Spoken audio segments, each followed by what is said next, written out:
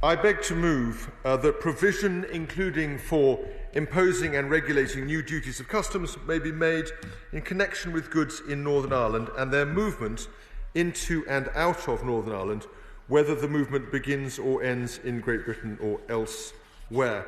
Mr. Deputy Speaker, thank you. It is a delight to see you in the chair. In less than a month's time, the UK will reach the end of the transition period and resume its place as a fully sovereign trading nation. As colleagues across the House will be aware, our negotiations with our counterparts in the EU continue. The government remains optimistic, cautiously optimistic, about the conclusion of those talks.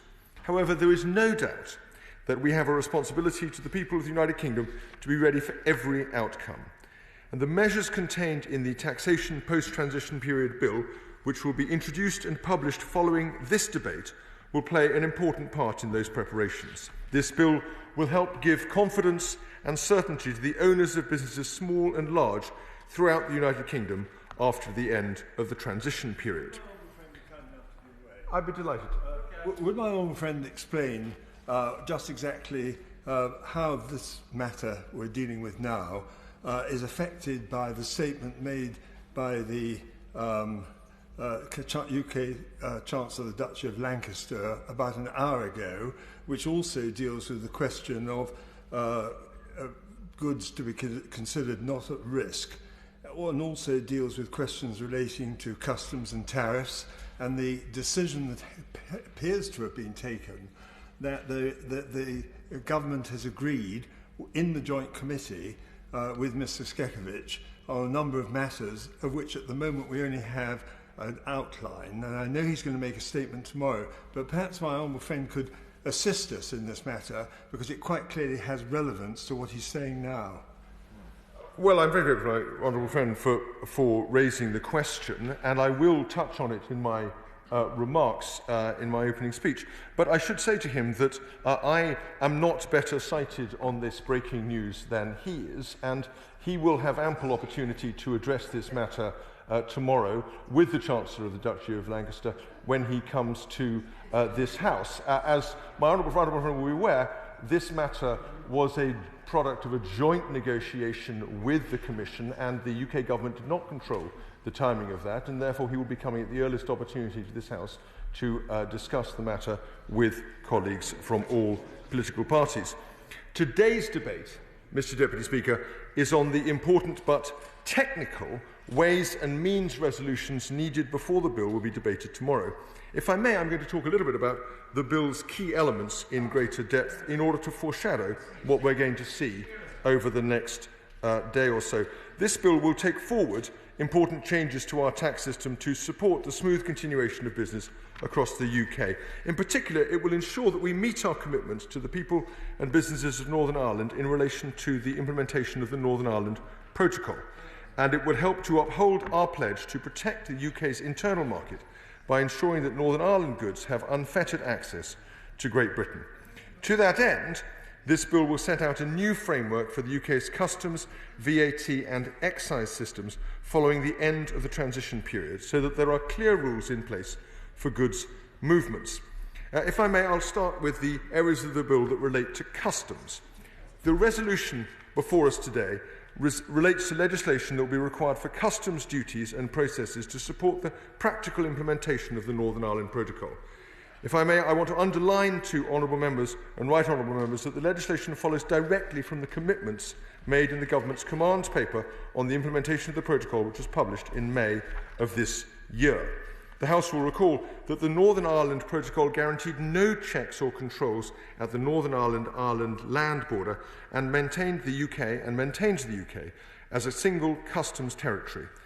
The legislation will achieve its aims through a series of targeted changes to the Taxation Cross-Border Trade Act, or TCTA 2018, focusing on 5 specific areas. First, the changes will ensure that EU goods imported into Northern Ireland from the European Union, for example, goods moved across the Northern Ireland border, are not subject to customs duties or processes. Second, The changes will introduce a framework for charges on goods arriving in Northern Ireland, both from Great Britain and from the rest of the world, which are considered to be at risk of moving into the EU, subject to conditions agreed under Article 5 of the Northern Ireland Protocol. Third, these alterations to the TCTA will establish the framework for the UK government to offer waiver and reimbursements for tariffs which are still incurred where that is needed. Fourth, the custom aspects of the legislation will ensure the UK's customs regime applies to goods moved from Northern Ireland to Great Britain if they do not qualify for unfettered access.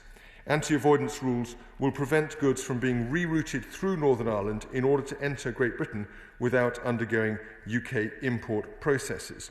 And finally, the rules will ensure that customs enforcement, penalty, review and appeal provisions in relation to duty can continue to work alongside EU legislation in Northern Ireland and can apply where required in relation to movements of goods between Northern Ireland and Great Britain. Mr. Deputy Speaker, if I may, just responding to my right honourable friend who raised the point earlier, he was right to point to the EU-UK joint statement that has just been made. This sets out the agreement in principle regarding the implementation of the Northern Ireland Protocol. The Government is therefore not introducing the so-called notwithstanding provisions into the taxation bill. And in light of this, the Opposition's proposed amendment to the first resolution is unnecessary. This bill will also allow us to amend and modify certain provisions in relation to VAT and excise, including mechanisms to ensure that, insofar as is possible, VAT will be accounted for in exactly the same way as it is today. In addition, the bill will make provision for amending current legislation for excise duty to be charged when excise goods, such as alcohol, tobacco and certain fuels, are removed to Northern Ireland from Great Britain. Of course. Intervention.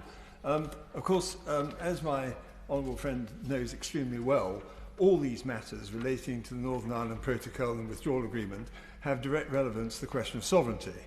We had a statement made yesterday by the Paymaster General relating to the question of negotiations, in which the matters that have just been raised by the statement made by the Chancellor of the Duchy of Lancaster to the press and to the public, but not to this House so far, has actually not been dealt with properly, if I may say so, because the statement has not yet been made to the House of Commons, although it has been published in general. The point I wish to make is simply this, and I'd be grateful if you would mention, refer to this.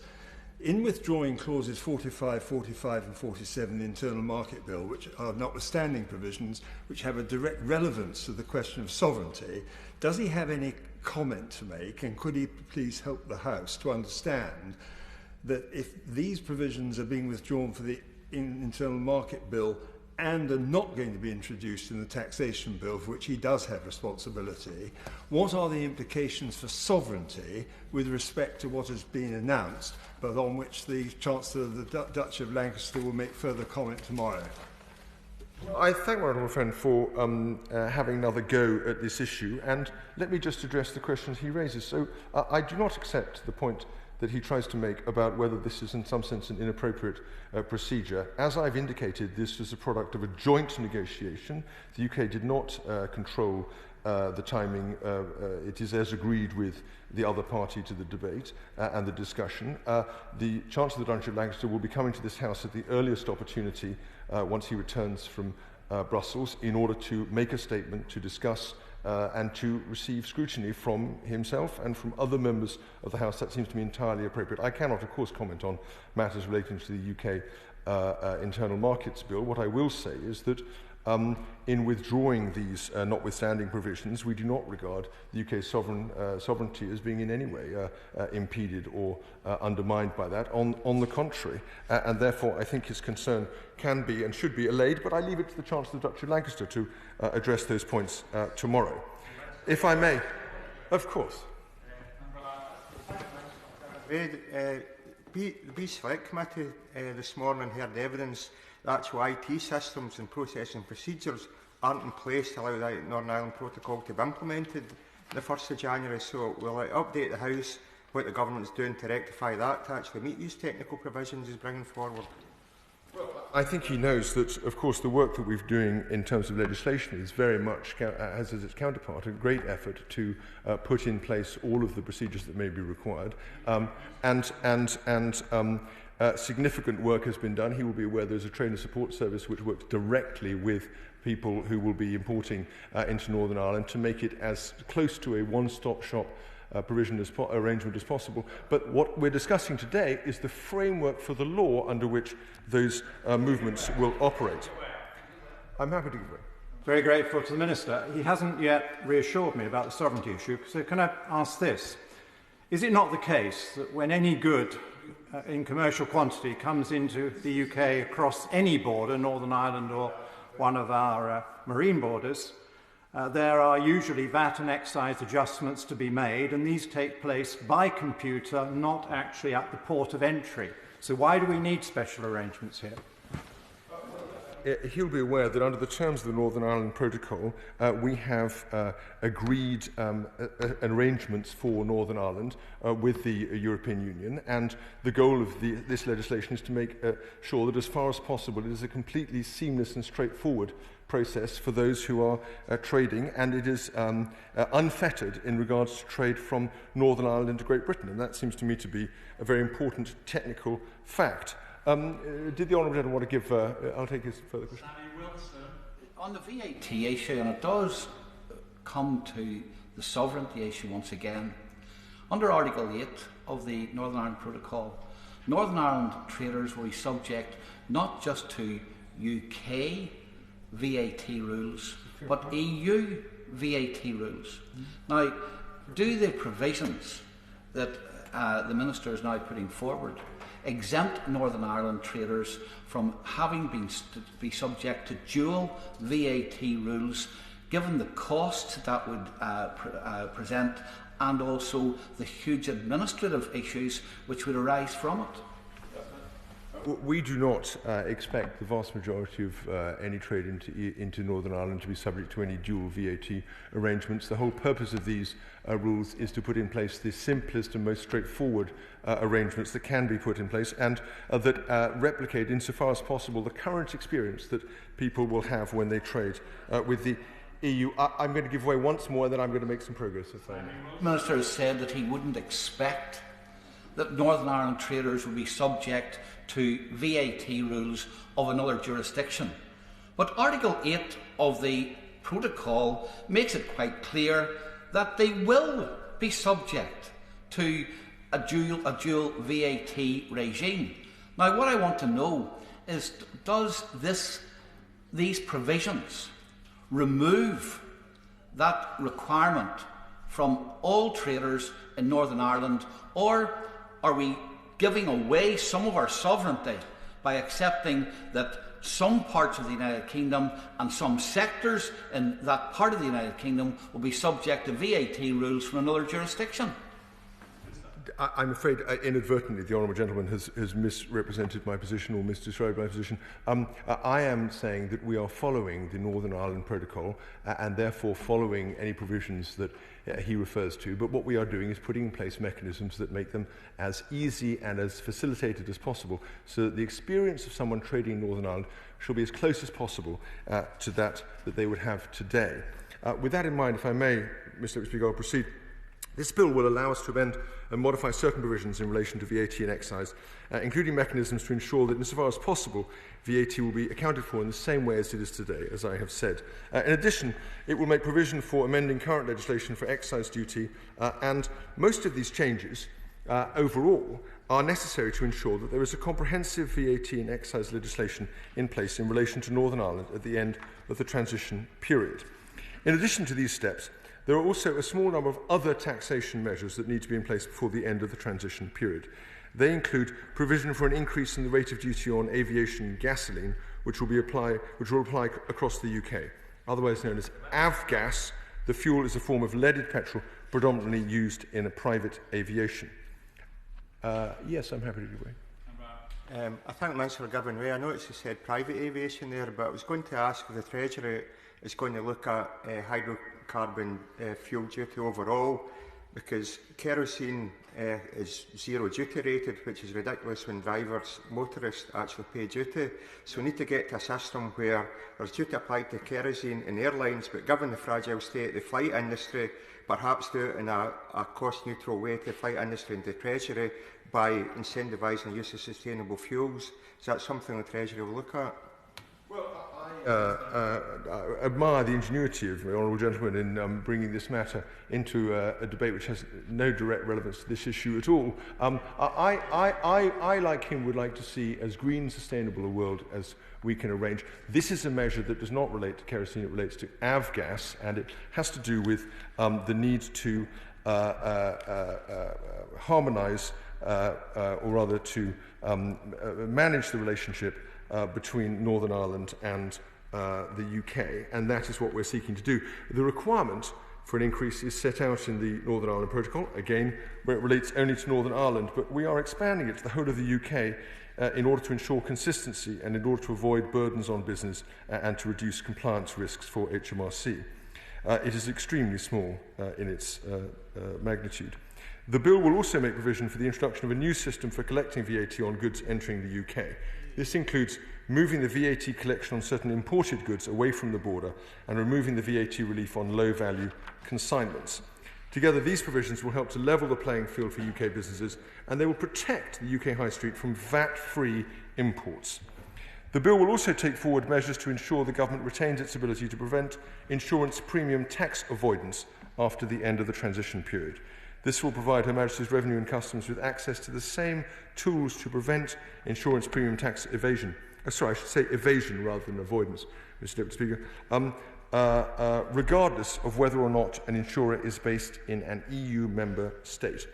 Finally, the bill will make provision for new powers that will enable HMRC to raise tax charges under the Controlled Foreign Companies legislation for the period from 2013 to 2018. This technical provision will deal effectively and efficiently with a legacy state aid decision relating to the period before the UK left the European Union. I'd be happy to give way. For giving way. And I just wonder, Mr. Speaker, if this bill is so technical and dry and doesn't really have much relevance to the Chancellor of the Duchy of Lancaster statements that are going on outside of this House, why we can't just see a copy of it, why we're having to listen to the Minister tell us all about it, but none of his honourable friends or my colleagues on this side of the House are able to prepare properly to respond to him. Or if I think what I'm actually doing is giving him a preview of a bill that will be published in the normal way after the resolutions debate has concluded. This is a debate on the resolutions required to lay the bill, and we will be laying the bill as soon as the debate has concluded and been voted on. And at that point, he'll have a chance to see the bill in its detail. I will, of course. Am I right in thinking, in view of the statement that's been made by the Chancellor of the Duchy of Lancaster in this press statement that's been put out, which we don't have enough notice at the moment, could he explain to me that if the bill which we are going to receive in a few moments' time, or whenever the Ways and Means resolution has been completed, will it contain those notwithstanding provisions? And on the basis, as I've understood it, that it will not, then surely, as the Minister responsible for the bill which is being brought in, I think, would he not know that the notwithstanding provisions have been removed? Because presumably they're not contained in the bill, or are they? Well, I salute my honourable friend's astonishing indefatigability, but I'm afraid his memory plays him false. I have already said that the notwithstanding bills will not feature in this bill. I said that earlier on in my speech, and I'm sorry that that was not as clear as it should have been, because that is the state of affairs. Mr. Deputy Speaker, this bill will help the UK to cement its position as an independent trading nation at the end of the transition period. It will give businesses throughout the UK certainty about the arrangements that will apply from the 1st of January next year, and it will play a part in safeguarding the unity and integrity of this country, both in the months ahead and long into the future, and I therefore commend these resolutions to the House. The question is, as on the order paper, and I call the Shadow Minister, Bridget Phillipson, to speak and move the amendment. Thank you, Mr Deputy Speaker. I rise to speak to the resolutions and to move Amendment A to the first resolution in